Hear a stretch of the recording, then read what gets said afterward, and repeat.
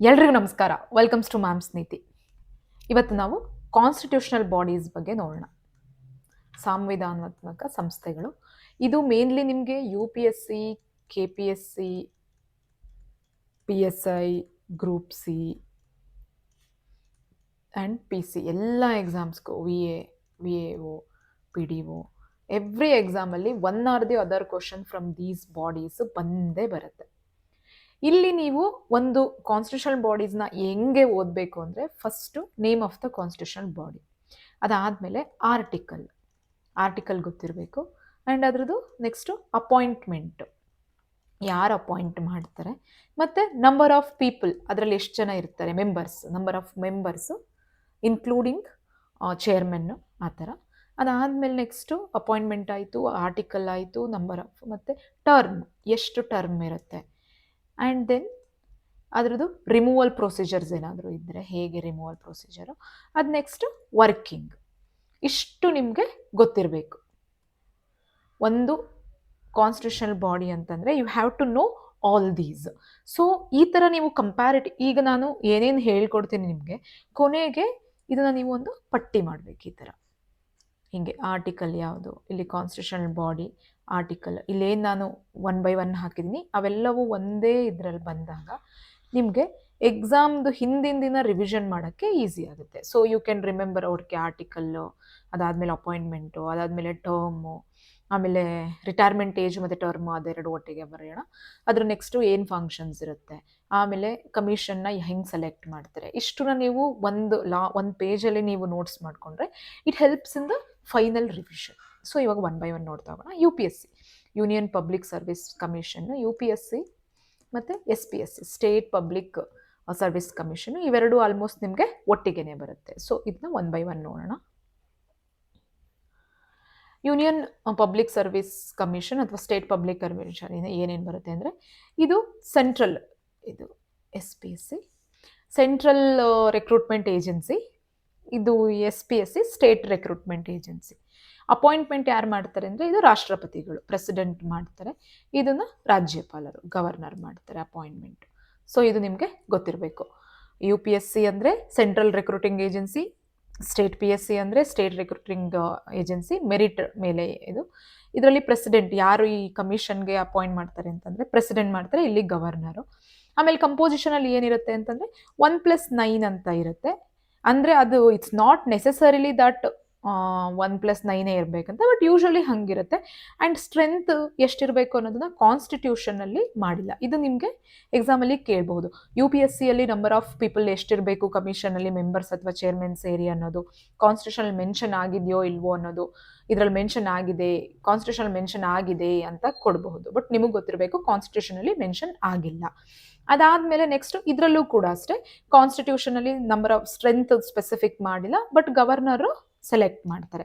ಅದಾದಮೇಲೆ next qualification ಕೂಡ not mentioned. But one thing ಏನಂತಂದರೆ half of the members 10 years government ಸರ್ವಿಸಲ್ಲಿ ಇರಬೇಕು ಅನ್ನೋದು ಒಂದು ಕ್ರೈಟೀರಿಯಾ ಇದೆ. ಬಟ್ ಅದರಲ್ಲಿ ಯಾವ ಆಫೀಸರ್ ಆಗಿರಬೇಕು ಅನ್ನೋದು ಮೆನ್ಷನ್ ಆಗಿಲ್ಲ. ಸೊ ಇದು ಸೇಮ್ ಲೈಕ್ UPSC ಥರನೇ. ಕಂಡೀಷನ್ ಆಫ್ ದ ಸರ್ವಿಸ್ ಯಾರು ಡಿಟರ್ಮೈನ್ ಮಾಡ್ತಾರೆ, ಪ್ರೆಸಿಡೆಂಟ್ ಮಾಡ್ತಾರೆ. ಯಾರಿಗೆ? UPSCಗೆ. ಗವರ್ನರ್ಗೆ ಸ್ಟೇಟ್ PSCಗೆ ಗವರ್ನರ್ ಮಾಡ್ತಾರೆ. ಇದು ಸೇಮ್. ಮತ್ತು ಟರ್ಮ್ ಇಂಪಾರ್ಟೆಂಟ್ ಅಂತ ಹೇಳಿದೆ. ಟರ್ಮು 6 years, ಎರಡಕ್ಕೂ 6 years. ಬಟ್ UPSCಗೆ 65 years ವಿಚ್ ಈಸ್ ಅರ್ಲಿಯರ್. ಇಲ್ಲಿ 6 years 62 years ಸ್ಟೇಟಿಗೆ, ವಿಚ್ ಈಸ್ ಅರ್ಲಿಯರ್. ಅಂದರೆ ಟರ್ಮ್ ನಿಮಗೆ ಇವಾಗ ಫಾರ್ ಎಕ್ಸಾಂಪಲ್ಲು UPSC ಇದು ಚೇರ್ಮನ್ನು 64 yearsಗೆ ಇದಾಗ್ತಾರೆ, ಏನೋ ಚೇರ್ಮನ್ ಆಗ್ತಾರೆ. ಅವ್ರಿಗೆ 1 ವರ್ಷ ಇರುತ್ತೆ. ಸೊ ಅಲ್ಲಿ ಅವರು 65 ಆದ ತಕ್ಷಣ ರಿಟೈರ್ ಆಗ್ತಾರೆ, ಅವರು 6 ವರ್ಷ ಇರೋದಿಲ್ಲ. ಕೆಲವರು 59ಗೆ ಮೆಂಬರ್ಸ್ ಆಗ್ತಾರೆ, ಅವರು ಕಂಪ್ಲೀಟ್ ಕವರ್ ಮಾಡ್ತಾರೆ. ಇಲ್ಲ 52 ಅಂತ ಅಂದ್ಕೊಳ್ಳಿ, ಎಕ್ಸಾಂಪಲ್ ಕೊಡ್ತಿರೋದು, ಅವರು 58 ತನಕ ಮಾಡ್ತಾರೆ. ಮತ್ತು ಇನ್ನೊಂದಂದರೆ ಸ್ಯಾಲ್ರಿ ಇವರಿಗೆ ಕನ್ಸಾಲಿಡೇಟೆಡ್ ಫಂಡ್ ಆಫ್ ಇಂಡಿಯಾದಿಂದ ಬರುತ್ತೆ, ಇವರಿಗೆ ಕನ್ಸಾಲಿಡೇಟೆಡ್ ಫಂಡ್ ಆಫ್ ಸ್ಟೇಟಿಂದ ಬರುತ್ತೆ. ಸೊ ಅದು ಸಿಮಿಲರು. ಮತ್ತು ಇನ್ನೊಂದು ಏನು ಇಲ್ಲಿ ನೆನ್ಪಿಟ್ಕೊಬೇಕಂದ್ರೆ, ಇವರು members not eligible, members not ಎಲಿಜಿಬಲ್ಗೆ, ಇವರು ಅಪಾಯಿಂಟ್ಮೆಂಟ್ಗೆ ಎಲಿಜಿಬಲ್ ಇರೋದಿಲ್ಲ, ಅಪಾಯಿಂಟ್ಮೆಂಟ್ಗೆ. But member can become a chairman ಆಗ್ಬೋದು ಮೆಂಬರ್ಸ್. ಯಾರ್ದು? UPSCದು. ದ ಸೇಮ್ ವೇ SPSC ಅಂದರೆ ಸ್ಟೇಟ್ PSC ಅವ್ರು ಇರ್ತಾರಲ್ಲ, ಅವರು ಕೂಡ ಮೆಂಬರ್ಸು ಚೇರ್ಮನ್ ಆಗ್ಬೋದು. ಮತ್ತು UPSCಗೆ ಅವರು ಮೆಂಬರ್ಸು UPSCಗೆ ಮೆಂಬರ್ ಅಥವಾ ಚೇರ್ಮನ್ ಆಗ್ಬೋದು. ಯಾರು ಆ ಚೇರ್ಮನ್. ಮತ್ತು ಈಗ ಫಾರ್ ಎಕ್ಸಾಂಪಲ್ ಇವಾಗ ಸ್ಟೇಟಲ್ಲಿ ಈಗ ನಾನು ಸ್ಟೇಟ್ಗೆ ಈಗ ನಾನು KPSC ಮೆಂಬರ್ ಅನ್ಕೊಳ್ಳಿ, ನನ್ನ KPSC ಮೆಂಬರ್ ಅಥವಾ KPSC ಪ್ರೆಸಿಡೆಂಟ್ ಕನ್ಸಿಡರ್. ನಾನು UPSCದು ಮೆಂಬರ್ ಅಥವಾ ಪ್ರೆಸಿಡೆಂಟ್ ಆಗಬಹುದು. ಬಟ್ ಅದೇ ನಾನು UPSC ಪ್ರೆಸಿಡೆಂಟ್, ನನಗೆ ರೀಅಪಾಯಿಂಟ್ಮೆಂಟ್ ಇಲ್ಲ.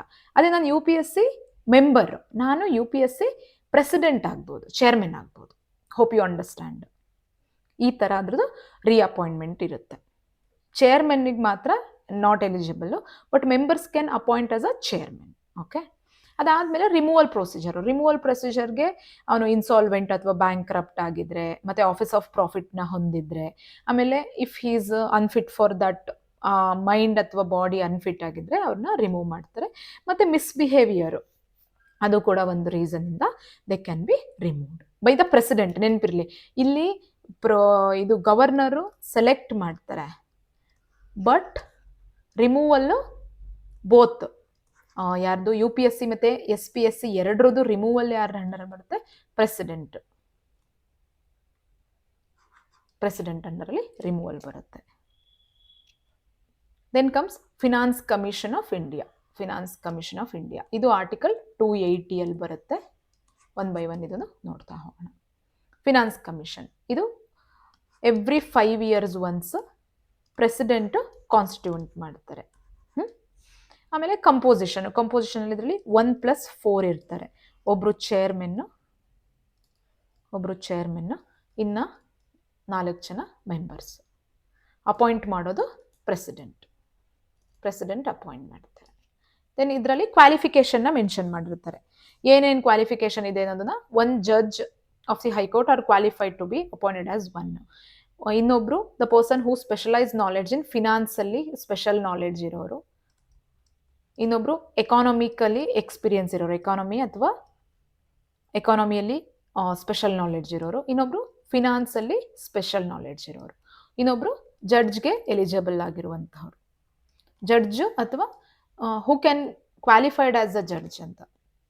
ಇದು ಪಾರ್ಲಿಮೆಂಟ್ ಡಿಸೈಡ್ ಮಾಡಿದ್ದು 1951 ಫಿನಾನ್ಸ್ ಕಮಿಷನ್ ಆ್ಯಕ್ಟಲ್ಲಿ.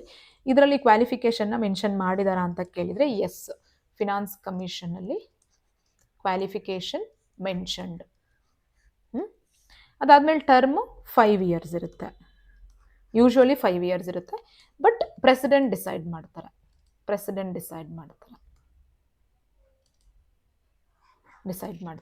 ಮತ್ತು they are eligible for the reappointment. ಅದು ಒಂದು ನೆನಪಿರಬೇಕು, ರೀಅಪಾಯಿಂಟ್ಮೆಂಟ್ಗೆ they are eligible, ರೀಅಪಾಯಿಂಟ್ಮೆಂಟ್ಗೆ.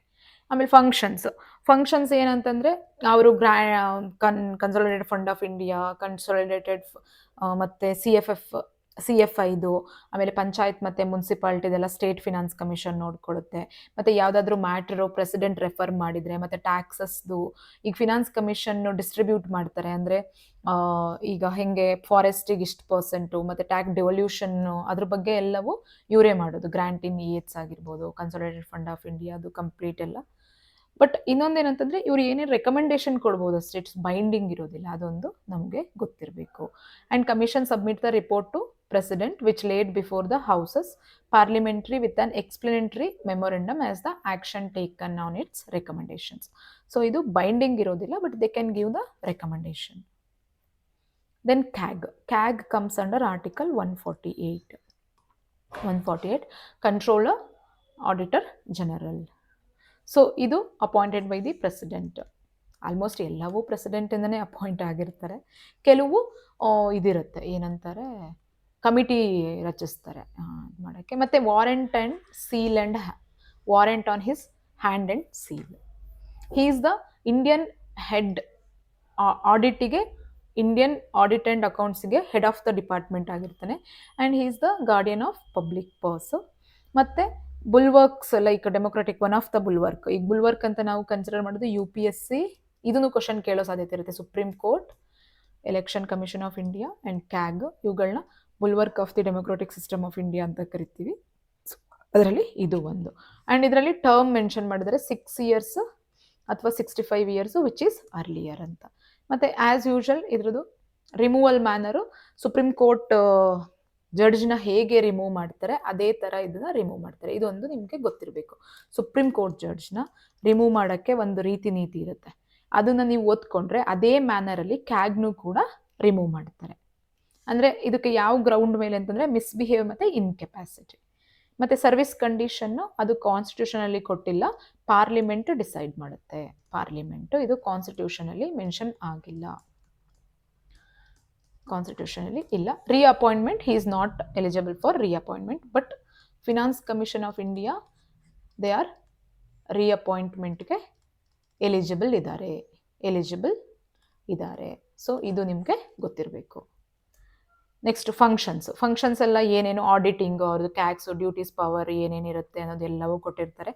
All bodies, ಮತ್ತು ಅಡ್ವೈಸರ್ಸ್ ಆಫ್ ದಿ ಪ್ರೆಸಿಡೆಂಟ್ ಏನಾದ್ರು ಅಡ್ವೈಸ್ ಮಾಡಿದರೆ, ಆಮೇಲೆ ಅಪ್ರೋಪ್ರಿಯೇಟ್ ಅಕೌಂಟ್ಸ್ ಆಡಿಟ್ ಮಾಡೋದು, ಮತ್ತು ಈಗ ಫಾರ್ ಎಕ್ಸಾಂಪಲ್ ಕಮಿಟೀಸ್ ಇರುತ್ತಲ್ಲ, ಕಮಿಟೀಸ್ ಎಲ್ಲ ಕೆಲವು ರಿಪೋರ್ಟ್ಸ್ನ ಸಬ್ಮಿಟ್ ಮಾಡಿರ್ತಾರೆ, ಎಷ್ಟು ದುಡ್ಡು ಏನು ಅನ್ನೋದೆಲ್ಲವನ್ನು, ಆ ಅಕೌಂಟ್ಸು, ಮತ್ತು consolidated fund of India, contingency fund of India, ಮತ್ತು public account of India, central, ಮತ್ತು ಅದೆಲ್ಲವನ್ನು ಕೂಡ ಇವರು ಆಡಿಟ್ ಮಾಡ್ತಾರೆ. ಕಂಪ್ಲೀಟ್ ಆಡಿಟಿಂಗ್ ಅದೆಲ್ಲ done by who? CAG. Then comes GST council. ಈಗ ವೆರಿ ಇಂಪಾರ್ಟೆಂಟ್, ಇತ್ತೀಚೆಗೆ ಎಕ್ಸಾಮಲ್ಲಿ ಇದನ್ನು ಎಲ್ಲ ನಮಗೆ KS ಅಲ್ಲೂ ಕೇಳಿದರು. 279A ಆರ್ಟಿಕಲಲ್ಲಿ GST ಕೌನ್ಸಿಲ್ ಬರುತ್ತೆ. GST ಕೌನ್ಸಿಲ್ ಮಿಷನ್, ಅದು ಗೂಡ್ಸ್ ಆ್ಯಂಡ್ ಸರ್ವಿಸ್ ಟ್ಯಾಕ್ಸ್ ಇನ್ಫಾರ್ಮೇಷನ್ನ ಇದು ಮಾಡುವಂಥದ್ದು.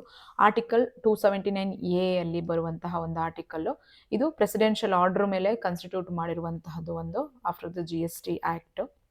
ಇಲ್ಲಿ ಕಂಪೋಸಿಷನ್ನಲ್ಲಿ ಚೇರ್ಮನ್ನು ಫಿನಾನ್ಸ್ ಮಿನಿಸ್ಟ್ರು, ಇವಾಗ ಯಾರು? ನಿರ್ಮಲಾ ಸೀತಾರಾಮ್. ಇದರಲ್ಲಿ ಕೋರಮ್ ಏನಂತಂದರೆ, ಇವಾಗ for example 1/2 of the total members GST ಕೌನ್ಸಿಲಲ್ಲಿ ಬಂದು ಅಟೆಂಡ್ ಆಗಲೇಬೇಕು. ಇದರಲ್ಲಿ ಪಾರ್ಲಿಮೆಂಟಲ್ ಕೋರಮ್ ಎಷ್ಟು? 1/10 ಆಫ್ ದಿ ಮೆಂಬರ್ಸ್. ಬಟ್ ಇದರಲ್ಲಿ ಹಾಫ್, ಅಂದರೆ 30 + 1 ಇದ್ದರೆ 16 ಮೆಂಬರ್ಸು ಬರಲೇಬೇಕು. ಆವಾಗಲೇ ಆ ಒಂದು ಡಿಸಿಷನ್ ಮೇಕಿಂಗಿಗೆ ಹೆಲ್ಪ್ ಆಗೋದು.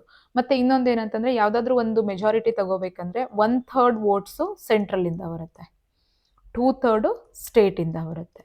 ಯಾಕಂತಂದರೆ ಈಗ 50-50 ಕೊಟ್ಟರೆ ಇದಾಗ್ಬಿಡುತ್ತೆ. ಸೊ ಹಾಗಾಗಿ ಮೆಜಾರಿಟಿ ನಾಟ್ ಲೆಸ್ ದೆನ್ 3/4 ಇರಬೇಕು.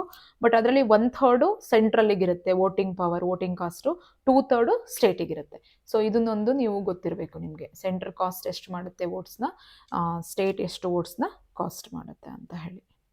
Then national commission on SC, ST and BC.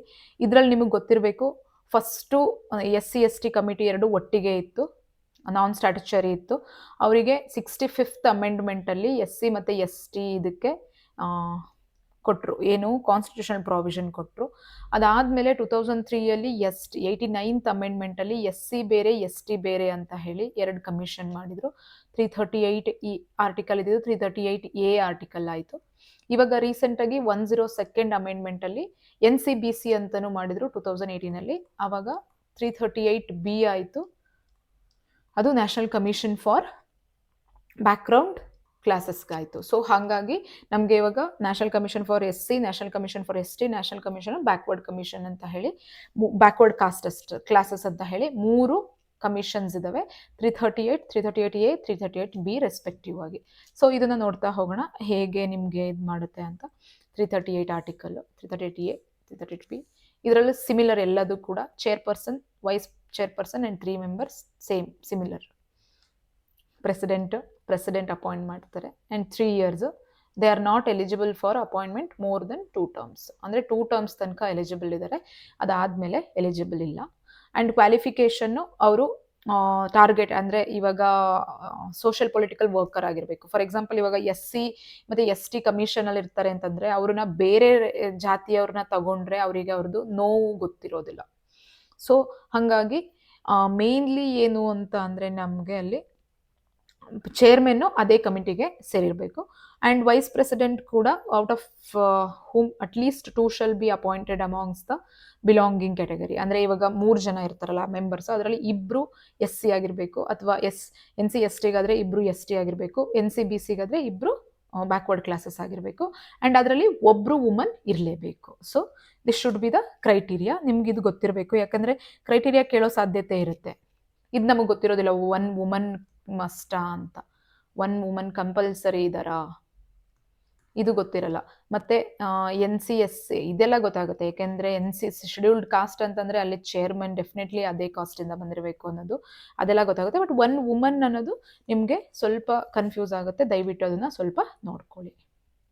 Same ಇದು ಸ್ಯಾಲ್ರಿ ಕೂಡ ಗೌರ್ಮೆಂಟ್ ಆಫ್ ಇಂಡಿಯಾದಿಂದನೇ ಬರುತ್ತೆ. ಆ್ಯಂಡ್ ನೋಡಲ್ ಮಿನಿಸ್ಟ್ರೀಸು ಇದು social justice and empowerment, tribal affair and social justice and empowerment. ಅದರಲ್ಲಿ ರಿಪೋರ್ಟ್ಸ್ನ ಪ್ರೆಸಿಡೆಂಟಿಗೆ ಸಬ್ಮಿಟ್ ಮಾಡ್ತಾರೆ. President ಅದನ್ನು ಇವರಿಗೆ parliament ಮುಂದೆ ಇಡ್ತಾರೆ. It's just a recommendation. Again functions ಇದೆ, ಇದನ್ನ ಒಂದ್ಸಲ ಹಂಗೆ ನೋಡ್ಕೊಳ್ಳಿ. ಎಲ್ಲ ಇನ್ವೆಸ್ಟಿಗೇಷನ್ನು ಯಾವ ಯಾವ ಜಾತಿಗಳಲ್ಲಿ ಏನಾದರೂ ತೊಂದರೆಗಳಿದೆಯಾ ಅದ್ರ ಬಗ್ಗೆ ಎಲ್ಲ ಇನ್ವೆಸ್ಟಿಗೇಟ್ ಮಾಡಿ ಪ್ರೆಸಿಡೆಂಟಿಗೆ ಇವರು ಸಬ್ಮಿಟ್ ಮಾಡ್ತಾರೆ. ಪ್ರೆಸಿಡೆಂಟ್ ಅದನ್ನು ಪಾರ್ಲಿಮೆಂಟ್ ಮುಂದೆ ತಂದು ಇಡ್ತಾರೆ. ಆ್ಯಂಡ್ 3 years ಅದೆಲ್ಲ ನಿಮಗೆ ಗೊತ್ತಿರಬೇಕು. Special officer for the linguistic minority. Linguistic ಮೈನಾರಿಟಿದು ನಿಮಗೆ ಆರ್ಟಿಕಲ್ ಗೊತ್ತಿರಬೇಕು, 350B. 350B ಇದು ಒರಿಜಿನಲ್ ಕಾನ್ಸ್ಟಿಟ್ಯೂಷನಲ್ಲಿ ಇರಲಿಲ್ಲ, 7th ಅಮೆಂಡ್ಮೆಂಟಲ್ಲಿ ಬಂದಿರುವಂಥದ್ದು. 350B 7th ಅಮೆಂಡ್ಮೆಂಟ್ ಗೊತ್ತಿರಬೇಕು ನಿಮಗೆ. ಇಲ್ಲಿ B ಅಂತ ಬಂದಿದೆ ಅಂತಂದರೆ ಇದು ಒರಿಜಿನಲಲ್ಲಿ ಇರಲಿಲ್ಲ ಅನ್ನೋದು. ಏನು ಇದು ಹೇಳುತ್ತೆ ಅಂತಂದರೆ, special officer for linguistic minority appointed by the president and minority affairs ಅಂಡರಲ್ಲಿ ಬರುವಂಥದ್ದು. ಇದು majorly this has done for designed as the commission for linguistic minority. ಇವರು ಕೂಡ ಏನೇ ಲಿಂಗ್ವಿಸ್ಟಿಕ್ ಮೈನಾರಿಟೀಸ್ದು ಪ್ರಾಬ್ಲಮ್ಸು ಏನೇ ಇದ್ರೂ ಕೂಡ ಅದನ್ನು ರಿಪೋರ್ಟ್ ಮಾಡಿಬಿಟ್ಟು ಪ್ರೆಸಿಡೆಂಟ್ಗೆ ಸಬ್ಮಿಟ್ ಮಾಡ್ತಾರೆ. ಪ್ರೆಸಿಡೆಂಟ್ ಅದನ್ನು ಪಾರ್ಲಿಮೆಂಟ್ ಮುಂದೆ ಇಡ್ತಾರೆ. Election commission of India very important. ಇದರಲ್ಲಿ ನಿಮಗೆ ಗೊತ್ತಿರಬೇಕು ಯಾವ್ಯಾವುದು ಬರುತ್ತೆ. ಆರ್ಟಿಕಲ್ 324 ಹಿಡಿದು ಆರ್ಟಿಕಲ್ 329 ತನಕ ಬರುತ್ತೆ. And you should know it's is comes under part 15 ಬರುತ್ತೆ. ಆ್ಯಂಡ್ ಯಾವ್ಯಾವ ಎಲೆಕ್ಷನ್ ಮಾಡುತ್ತೆ, ಲೋಕಸಭಾ, ರಾಜ್ಯಸಭಾ, ಸ್ಟೇಟ್ ಅಸೆಂಬ್ಲೀಸು ಮತ್ತು ಪ್ರೆಸಿಡೆಂಟ್ ಮತ್ತು ವೈಸ್ ಪ್ರೆಸಿಡೆಂಟ್ ಎಲೆಕ್ಷನ್ಸ್ನ ಇದು ಕಂಡಕ್ಟ್ ಮಾಡುತ್ತೆ. ಅದಾದಮೇಲೆ ನಿಮಗೆ ಗೊತ್ತಿರಬೇಕು, ಮುಂಚೆ ಹೇಗಿತ್ತು ಅಂದರೆ ಇದು ಒನ್ ಪರ್ಸನ್ ಬಾಡಿ ಆಗಿತ್ತು. ಅದಾದಮೇಲೆ 1989 1+3 ಆಯಿತು. ಆ್ಯಂಡ್ ಅದಾದಮೇಲೆ ಮತ್ತೆ ದೇ ಹ್ಯಾವ್ ರಿಮೂವ್ಡ್ ಪರ್ಮನೆಂಟಾಗಿ 1993 2 ಎಲೆಕ್ಷನ್ ಕಮಿಷನ್ಸ್ನ ಆ್ಯಡ್ ಮಾಡಿದರು. 1 chief election commission of India plus ಇನ್ನು 2 ಎಲೆಕ್ಷನ್ ಕಮಿಷನರು. ಇವಾಗ ಇದು 3 members ಬಾಡಿ. ಮತ್ತು ನಿಮಗೆ ಗೊತ್ತಿರಬೇಕು term again 6 years and 65 years. ಇದು ಯಾವುದು ಅರ್ಲಿಯಾಗಿ ಬರುತ್ತೆ ಅದರಿಂದ ಅವರು ಇದಾಗ್ತಾರೆ. ಮತ್ತು ಏನೇನು ಫಂಕ್ಷನ್ಸ್ ಅಂದರೆ election management, electoral roll, party recognition, ಇದು ನಿಮಗೆ ಗೊತ್ತಿರಬೇಕು. ನ್ಯಾಷನಲ್ ಪಾರ್ಟಿನ ಸ್ಟೇಟ್ ಪಾರ್ಟಿನ ಅಂತ ರೆಕಗ್ನೈಸ್ ಮಾಡೋದು ಗವರ್ಮೆಂಟ್ ಅಲ್ಲ, ಎಲೆಕ್ಷನ್ ಕಮಿಷನ್. ಮತ್ತು ಮಾಡೆಲ್ ಕೋಡ್ ಆಫ್ ಕಂಡಕ್ಟ್ನ ಕೂಡ determine and announces the rules for fair and impartial ಎಲೆಕ್ಷನ್ನು ಕೂಡ ಇವರೇ ಮಾಡುವಂತಹದ್ದು. This is all about the constitutional bodies. So ದಯವಿಟ್ಟು ಇದನ್ನು ಒಂದ್ಸಲ ನೋಡಿಕೊಂಡು ನಾನು ಹೇಳ್ದಂಗೆ ಲಾಸ್ಟ್ ಒಂದು ಪೇಜಲ್ಲಿ ಎಲ್ಲವನ್ನು ಪಟ್ಟಿ ಮಾಡ್ಕೊಳ್ಳಿ. ಎಕ್ಸಾಮಲ್ಲಿ ಪ್ರಿಲಿಮ್ಸಿಗೆ majorly they will ask about the term appointment ಮತ್ತು ಕಮಿಷನ್ ಯಾರಾದರೂ ಎಷ್ಟು ಜನ ಇರ್ತಾರೆ ಮತ್ತು ರೀಅಪಾಯಿಂಟ್ಮೆಂಟ್ ಎಲಿಜಿಬಲ್ ಇರ್ತಾರೆ, ಇಂಥದ್ದನ್ನೇ ಒಂದು ಕ್ವಶನ್ ಪಕ್ಕಾ ಇದ್ದೇ ಇರುತ್ತೆ. ಸೊ ದಯವಿಟ್ಟು ನೋಟ್ಸ್ ಮಾಡಿಕೊಂಡು ಲಾಸ್ಟ್ ಮೂಮೆಂಟಲ್ಲಿ ನಿಮಗೆ ರಿವಿಷನಿಗೆ ಹೆಲ್ಪ್ ಆಗುತ್ತೆ. In the next class I try to do non constitutional bodies, ಯಾಕೆಂದರೆ ಅಲ್ಲೂ ಕನ್ಫ್ಯೂಸ್ ಆಗಿಬಿಡುತ್ತೆ ಕಾನ್ಸ್ಟಿಟ್ಯೂಷನಲ್ ಬಾಡೀಸ್ ಯಾವುದು, ನಾನ್ ಕಾನ್ಸ್ಟಿಟ್ಯೂಷನಲ್ ಬಾಡೀಸ್ ಯಾವುದು ಅಂತ. So that's all for the day. C